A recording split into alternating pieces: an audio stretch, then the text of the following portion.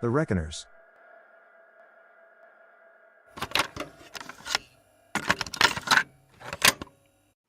Welcome back to All That Jam, where music has no limits. We're joined today by Johnny Trama, and Amanda just switched over to the other account on us. How we doing, Johnny? Doing all right. How's doing today?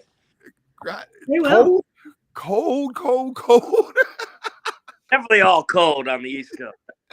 Oh, yeah. I think everywhere actually is a little bit chillier than normal. It's going to snow in New Orleans. Wow. All right. Wow. That's crazy. Anyway, Johnny is with a band called The Reckoners, who has members that have played with Jay Giles, Peter Wolf, Charlie Musselworth. But why don't we jump in with where you got your start and what led up to the creation of this group? Yeah. So, I mean, me and the boys, we're all, kind of Boston patrons of the music scene here. We've all been coming in and out of bands for decades, but the band itself kind of came together. It's my baby, but it was the band minus Tim. I looked at it. I was trying to make a recording band where I'd write songs with other singers, and then you'd have this badass band that plays like a band because we are a band, and we'd back you up. And so we started working with a couple of singers. One was a Toussaint the Liberator, and then we met Tim. I mean, we knew Tim, but I just kind of hit it off and started writing with Tim. And before we knew it, it was just like, well, that's fun, but let's just concentrate on one thing. But it was a quick roll to figure out. We hadn't become the Reckoners yet. We were just band of killers, trying to look at it like a Stax Motown kind of, just come in, we'll craft your music and make it into something beautiful. But then it's because it's just more fun to be in a band. So Right. Garth Hudson passed this morning. From the band, and I get that kind of feeling from you guys. The more soul RB, don't do it kind of band thing. Do you want to run through the other guys? You had mentioned Tim there. I know you have Darby Wolf on keys, right? Yep, Darby Wolf on keyboards, and Mark Hickox on bass, and Tom Airy on drums. So that's the core of the band, and the four of us have been, four of us have been playing together for years and years and years. The past year, me, Mark, and Darby were on the road with Betty Levette.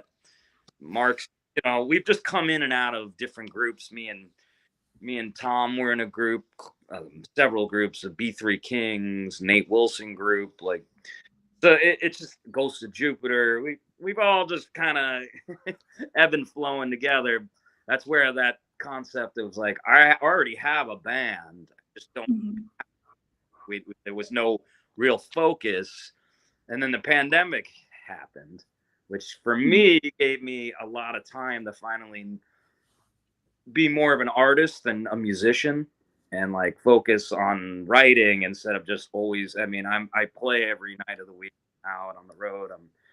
But I finally got to sit home and what do I want to work on? Not, somebody else's music, and a lot started to pour out of me. I mean, it's very based in a R&B, classic soul, classic rock and roll vibe, but but there's no limits. Yeah, I was curious about that because I know that that you all do pay homage to that, early soul, classic rock. How do you keep kind of that foundation while still layering on your individual perspectives or, other genres or other kind of, fields to what you do? Yeah, I mean, I think it just kind of comes out because we're, I'm still submerged all that music. I mean, it never gets old. I listen to it all day long, driving around. So it's and funny, you listen to some, you think it would die out, and it's constantly influencing me. Yeah, and players, like there's just so much to take from it, and it just, you never stop learning, and it just kind of keeps, yeah. And obviously the older we get, and the more, the better we get on our instruments and crafting songs, it comes out in that, and it comes out much easier. But you know Yeah. Do you trust yourselves more as the years go on? We've heard that from so many people, that looking back, however many years or decades, that there's more trust with each other in terms of taking things in new directions, or even just the trust to not maybe play out to the same degree, or let the silence kind of come in and, trust your gut a little bit more with that.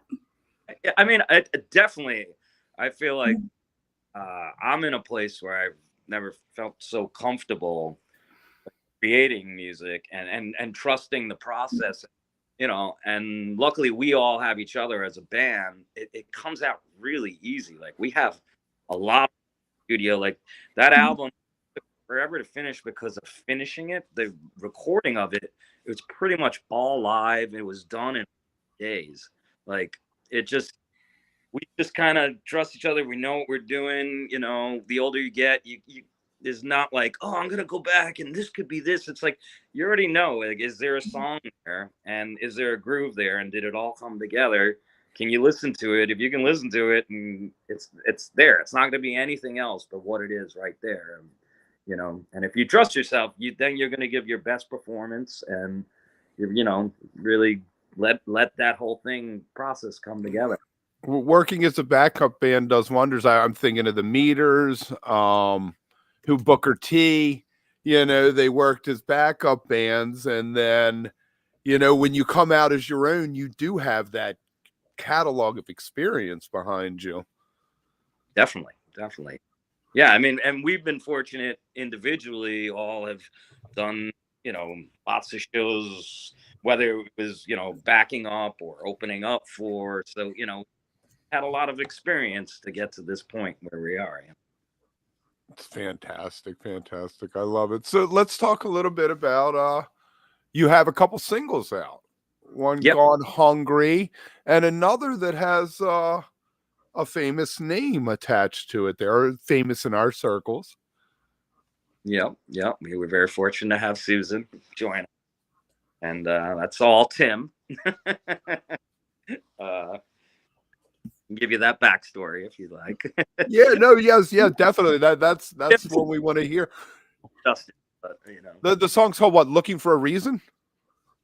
Yes, Looking for a Reason. Well, to rewind for a second, the first single, Gone Hungry, was actually the first song that me and Tim wrote together, which kind of sparked the whole thing. I just invited him over.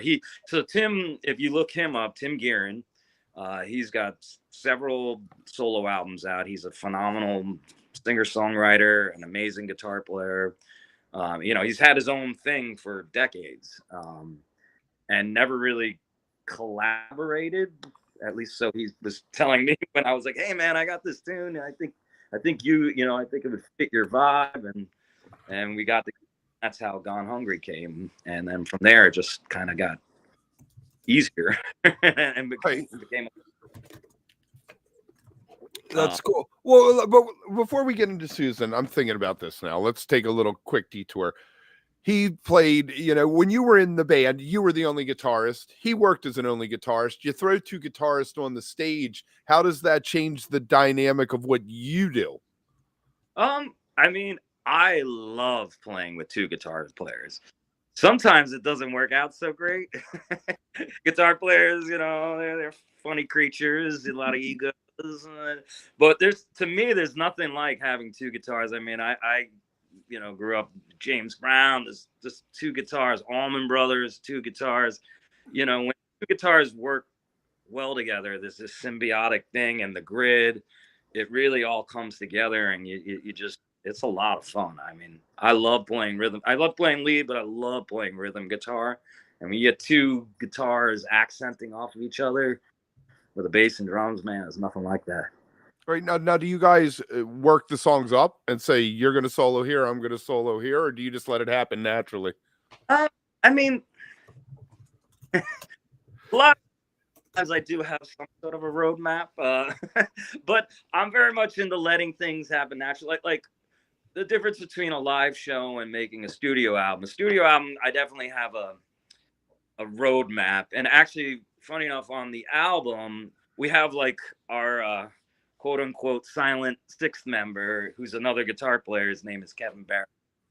Okay. Who's phenomenal. I mean, he was in the Jay Giles band with Tom. I know he's been playing with Jackson Brown lately. He plays lap steel too, right? Lap, yeah, he's the one playing lap all over the album. But he's a good dear friend of ours, and also I look up to him as guitar god around here. But he's helped the process in the, but it just let Tim focus on the vocals, because we do try to go for we want to do a live thing. I just, that's the music we grew up listening to. You feel it and hear it when a band does it like that. When it's all put together with pieces, there's something sterile about that, and that's not soul music. So, but the guitar thing, even with that, there's a roadmap, but I'm of an open mind of letting things happen as they happen. When we play, whoever has the hot hand, so to speak. The guitar solo, but look at each other, someone feels it, or no, there's been enough guitar, let the keyboard. So I was curious. You all are based, of course, on the East Coast in Boston. What's the music scene like there these days? Every once in a while, I live in Denver, and so I know that our market out here for live music is extremely strong. But things are changing in different places where that used to be the case, and for whatever reason, that's different. How is it out there for you these days, and is that any different than it's been in the past? I mean, I'm from New York City area. I know people out by you right now. I'm the whole moved out to you guys. Boston's always been great, man. The thing I really have always loved about Boston, I think that's kept me here, is it's very supportive. We all support each other. I mean, that's how the band kind of happened, is that everyone's sharing.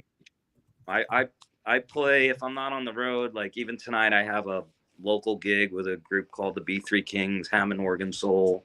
I've had this Tuesday night gig for 13 years, and it's like a musician hang. I bring new guests in every week, but other musicians come. Like everyone just knows each other. Doesn't matter what you're doing. You're not like, territorial. Like, well, no, this is my. Some areas or cities get very like, just they're worried about their not seeing the bigger picture of them creating a beautiful music scene. Mm-hmm. And Boston, has had a lot of love, so it's been great living here. Things are getting tough playing live music in general, but on the whole, Boston's just it's beautiful. Yeah. I mean, I think as live music supporters and fans, the want to really make sure that we keep all of you doing what you do is more present than ever. For all of you, in terms of, a fan said to you, what can we do to kind of support you other than going to your shows? What are some things that you think fans could be doing now? Is it merch? Is it something else? What's the best way to support overall?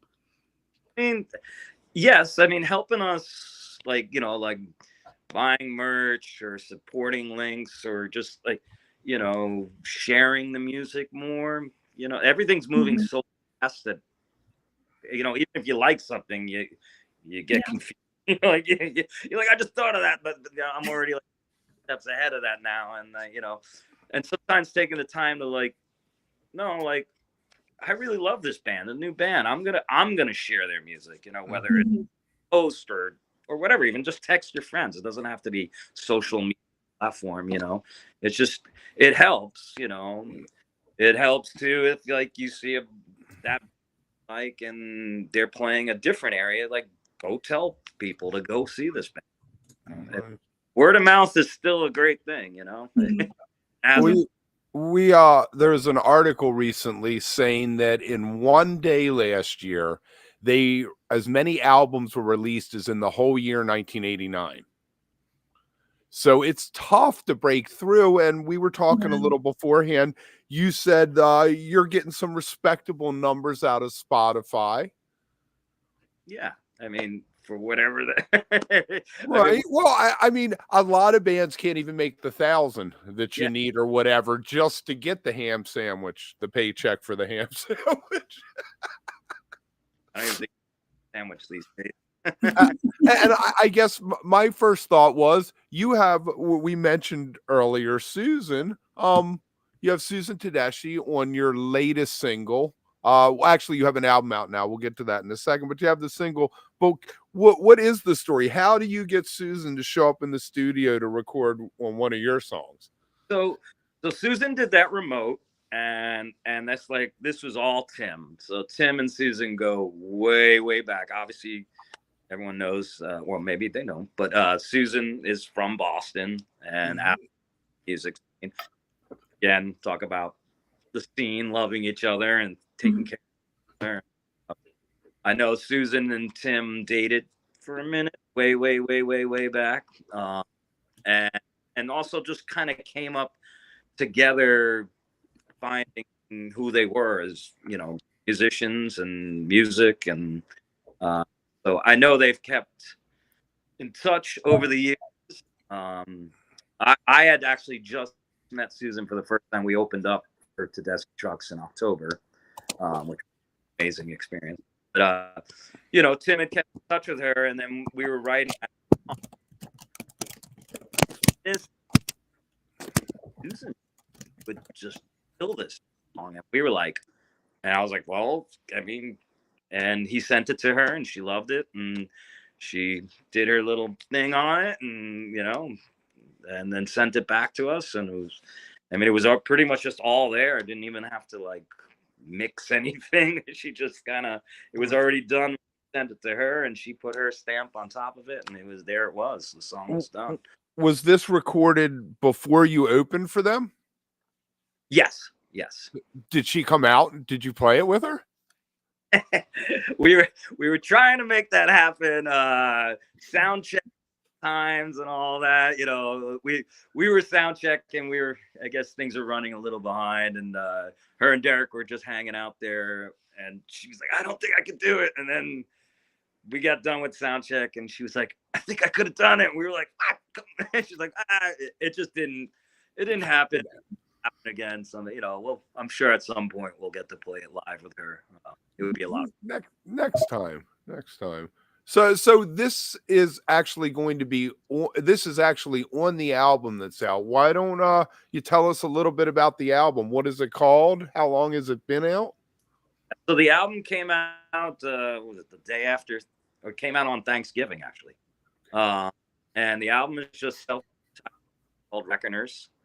We were going back and forth trying to name, and we had just named our band maybe 3 months before that.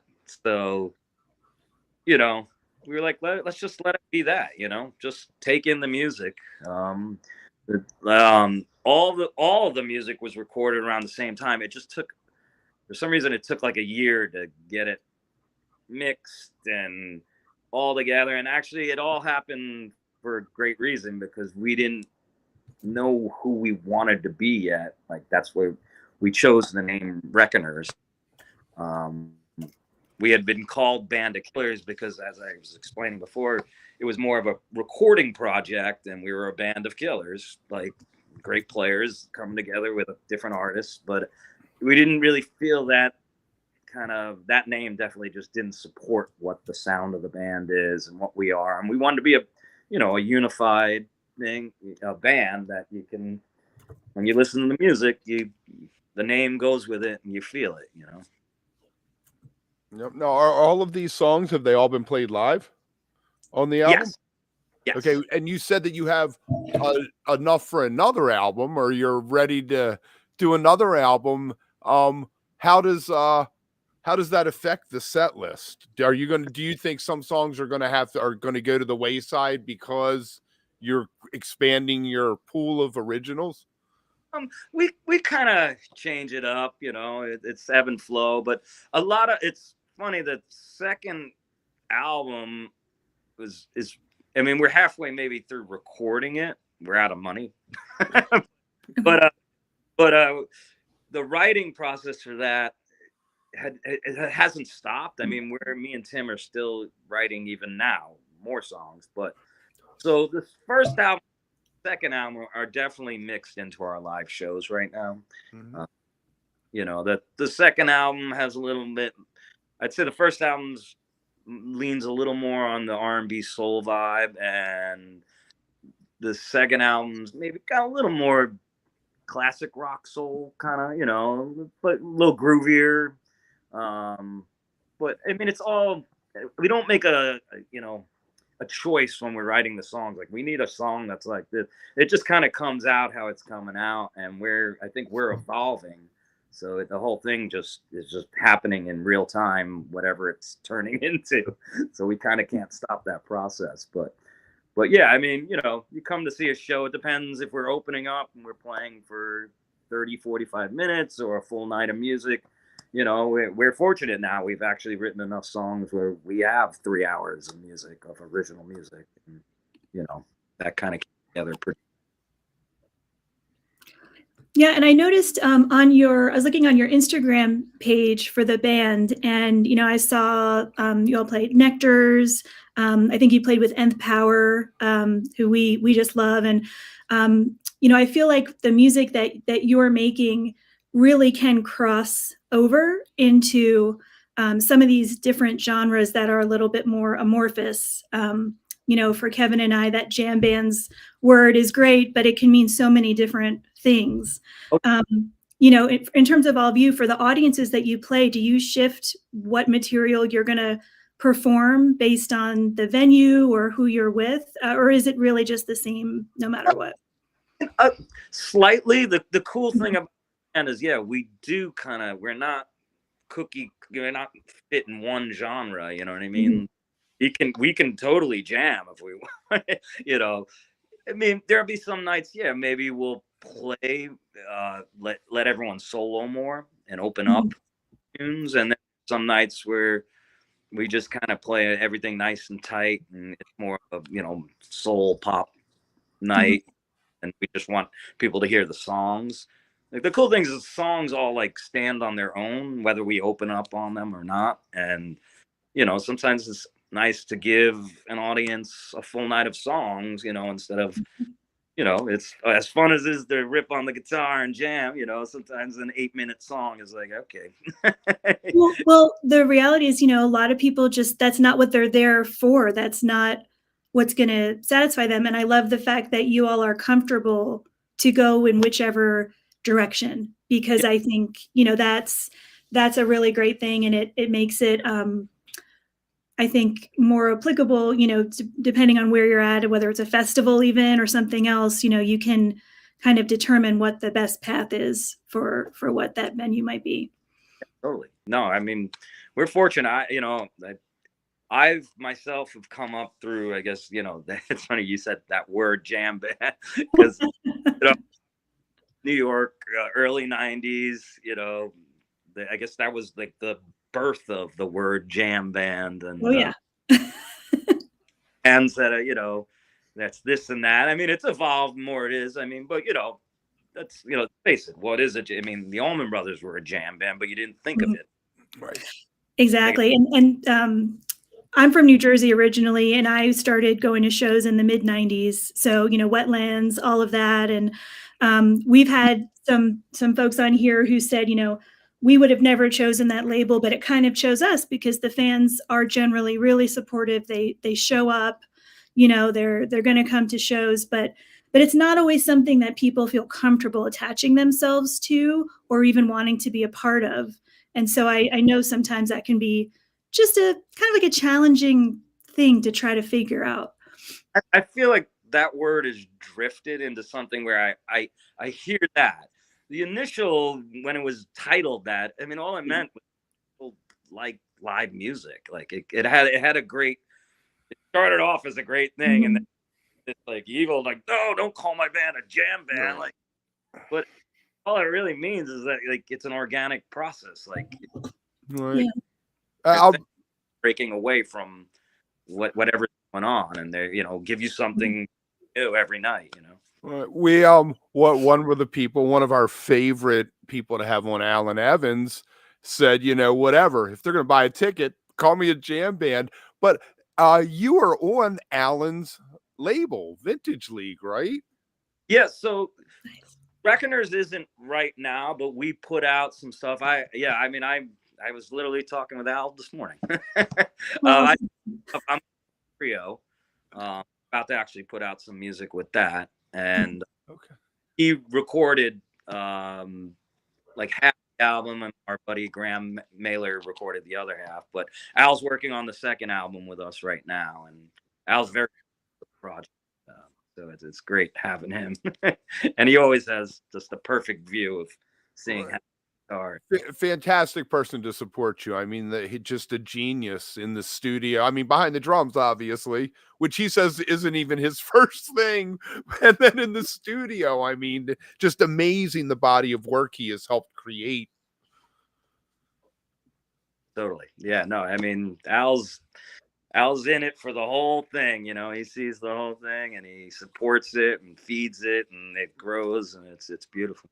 That's got to be such a great working relationship to have. I think that there's a lot of artists out there that would really love to have something like that, because with Al, it's so clear every time we've talked to him, just the joy he has for what he does, but also the experience and the knowledge. I mean, you kind of have it all together, and he's super humble about all of it, which is just incredible.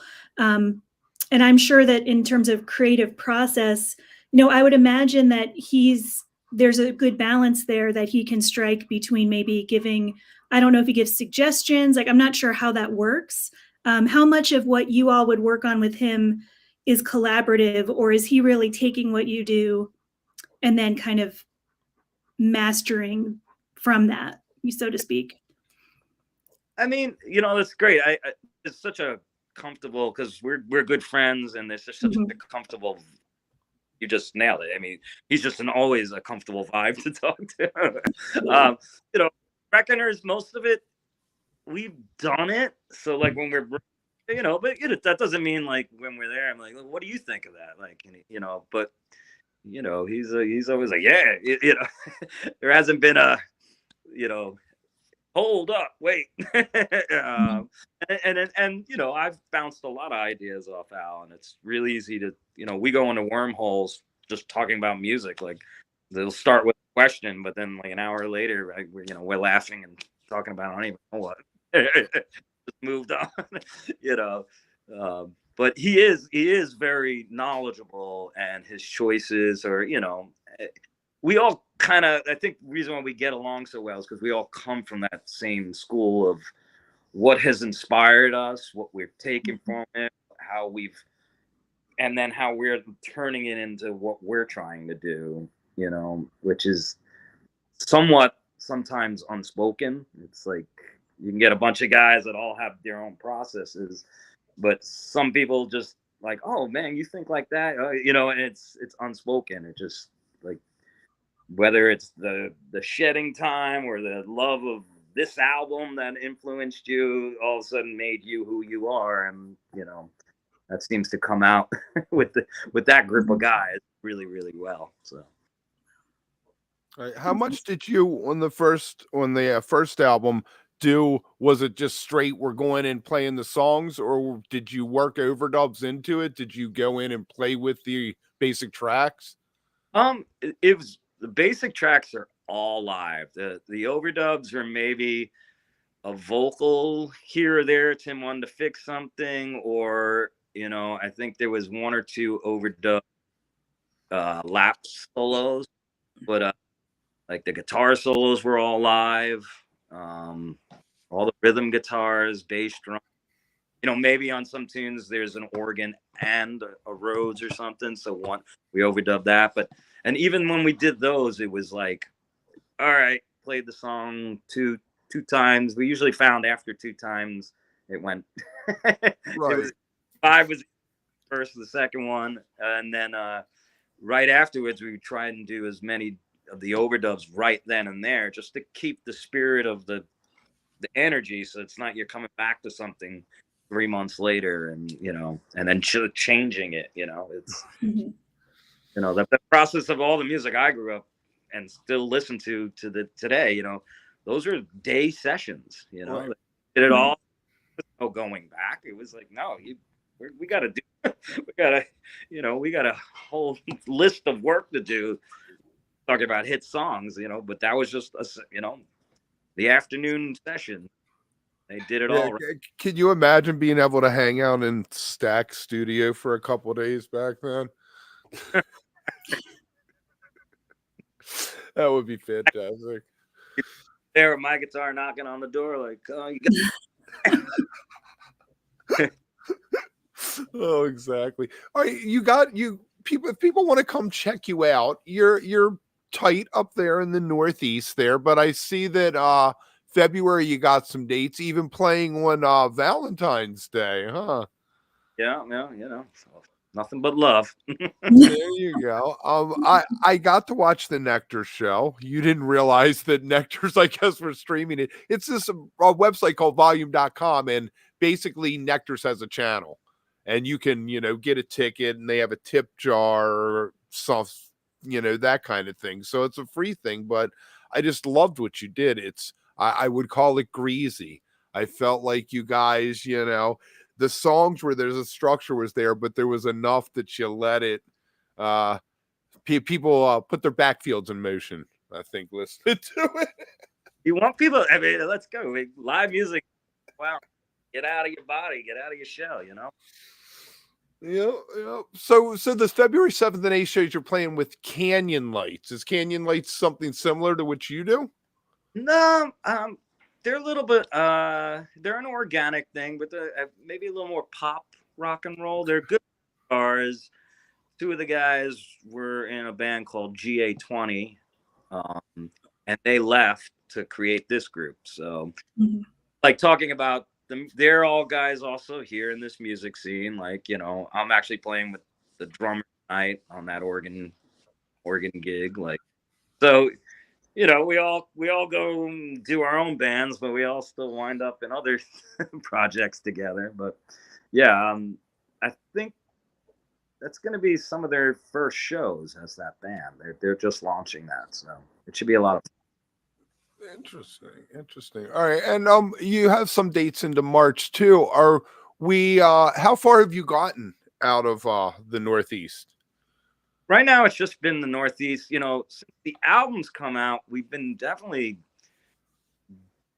being approached by things all over the country and actually all over the world. We've been seeing a lot of interest from Italy, Germany, UK. So, our hopes in this, new year is we'll see how we can get this out more into the world than just here in the East Coast. I mean, touring and everything today is a little bit harder than Oh, definitely. You have to be very, as an artist, you have to be very strategic about what you're trying to do when you go out, because you can't just, we're not kids anymore, and we can't just go get in the van and see what happens. Like, we have to have like a plan and a reason to be out there. Having the album out is definitely, we're seeing the response be the path to lead us to a bunch of different places.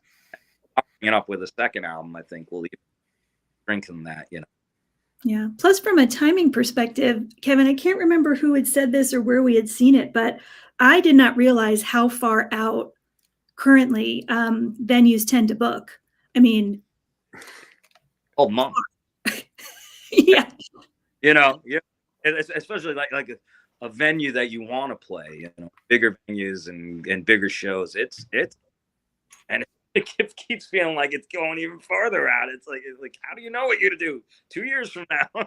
But that's right. Dates that's sets off. So there's a lot of planning that goes into it.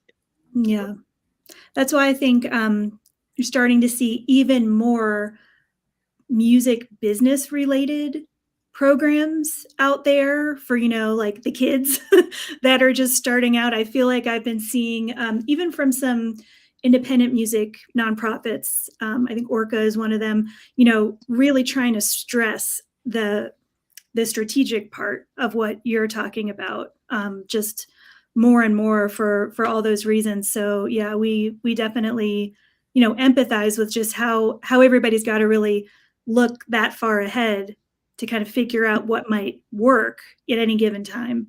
Yeah. It's definitely, the business aspect is very much tightened up because it's, and then on bigger shows, even to smaller shows, everyone's worried about them being successful shows. There's so much money that goes in. So that's why I think everything's getting booked farther out, is everything maybe, decades ago, it was a little looser. Like, yeah, it'll happen. It'd be cool. It's going to be great. Like, the show together, we'll go on tour. We'll get more dates. It's like, no, it can't be left. It's almost all worked out before you even left the house, Right.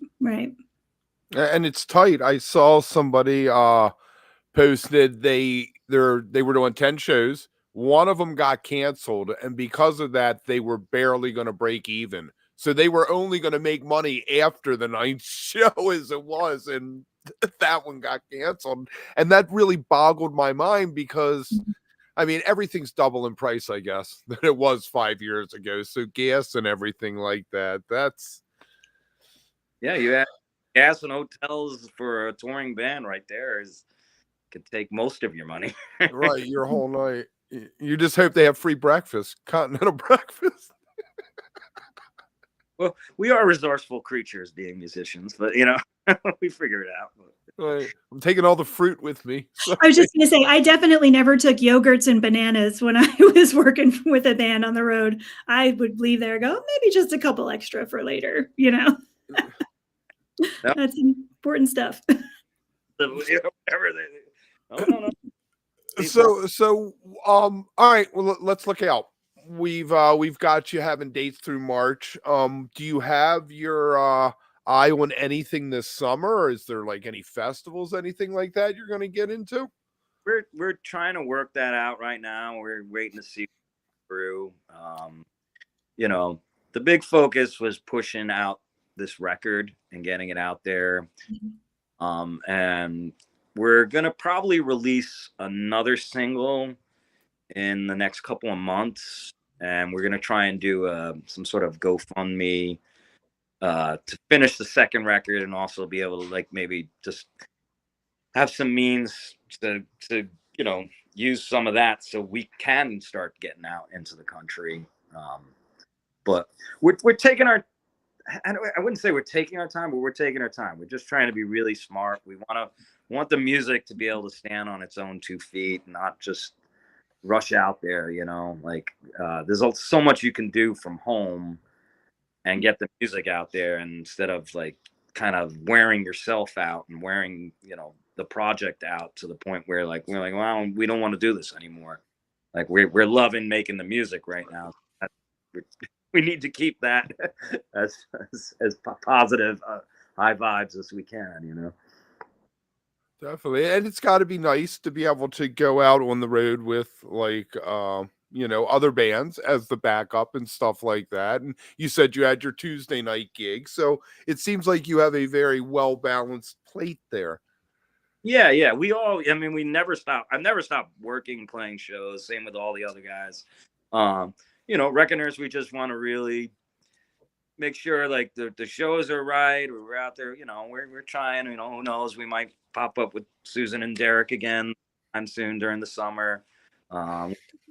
Avenues to maybe tie our caboose to and get out there. But it's even though it's still a very new project, so it's exciting to see where we'll go from here. So. There you go. Yeah. Anything else you want to throw out, Amanda? I don't think so. I guess I'll just say, what just occurred to me when you said it's a new project, and I know that it is, I guess, relatively speaking, but your sound to me is something that just transcends, any era. And for me, I think that's something that is really appealing. You know, especially these days, like you said, there's so much out there. When you hear something that really connects kind of on a deeper level, I think that's something special. So I appreciate the sound that you all are bringing, and just really excited that we had a chance to talk with you today. Thank you. Thank you. That means the world to us. I mean, that's why we're trying to do this, you know. I love it. I love it too. We're gonna throw links down. You guys have Facebook. We'll throw the links to your website and everything like that. Maybe we'll see you on Bandcamp sooner than later. You will. You will. You know, then you can. All you have to do is press record and throw the live show up, and boom, you've got instant exposure. You know, the rough cut raw. If you guys could do you guys record your live shows? We sometimes, you know, we're a bunch of old analog men. I hear you. Oh, Yeah, there he is. We've been through that with people before who you know we hear there's a disconnect sometimes between what people are thinking on stage when they're playing and then going back and listening to the recording of it. yeah. Sometimes, you know, you have to stomach that. We like warts and all though. Sometimes that's the best stuff. Sometimes that's when the magic happens. 100%. I love when the you know the wheels fall off the truck and train is off the track. Train is off the track. All right. Thank you so much for coming on. I so appreciate it. I'm so glad that I want to thank Volume because they advertised that they were doing the show. I listened to it and I was like, wow, these guys I really dig this. When I saw the name, I checked it out. Hang out for a sec after I run the outro so we can thank you off camera. And everybody out there watching, remember, follow us at All That Jam Pod on all the social medias for the time being. And remember, stay beautiful, but don't stay underground too long. We'll see you soon.